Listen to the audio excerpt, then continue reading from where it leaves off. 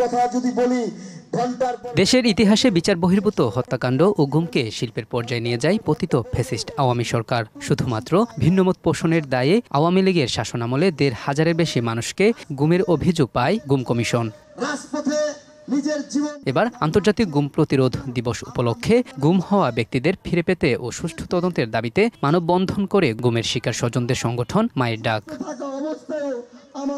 এ সময় গুম হওয়া ব্যক্তিদের সন্ধান করে দায়ীদের দৃষ্টান্তমূলক শাস্তির দাবি জানান বক্তারা। আমরা শুধু চাই যারা এই গুমের সাথে জড়িত, আমার বাবা সহ সবার সব ছাত্রদের সবার যেন তাদের সঠিক একটি আইনগতভাবে তাদের বিচার করা হোক।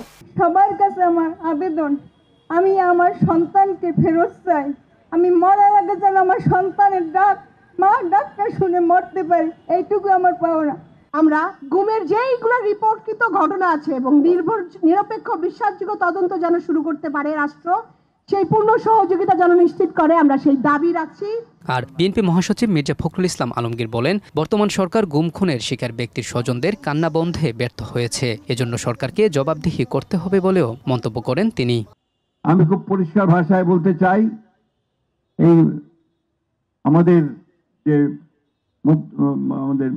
ইন্টারিম যে গভর্নমেন্ট, অন্তর্বর্তী যে সরকার, তারা সম্পূর্ণ ব্যর্থ হয়েছে এই গুম কমিশনকে পাবলিককে নিয়ে আসার, পাবলিক শুনানি করার। তারা ব্যর্থ হয়েছে এই শিশুগুলো, তাদের আত্মীয়দের, তার মায়েদের, তার ভাইদের যে কান্না, সেই কান্নাকে বন্ধ করার। গুম খুনের জন্য দায়ী শেখ হাসিনার বিচার দেশের মাটিতেই হতে হবে বলেও জানান মির্জা ফখরুল। এবং সেই অপরাধের শাস্তি মৃত্যুদণ্ড। মোহাম্মদ আলাউদ্দিন, দেশ টিভি, ঢাকা। আমরা এখন আজিনী আলোকচিত্রী প্রদর্শন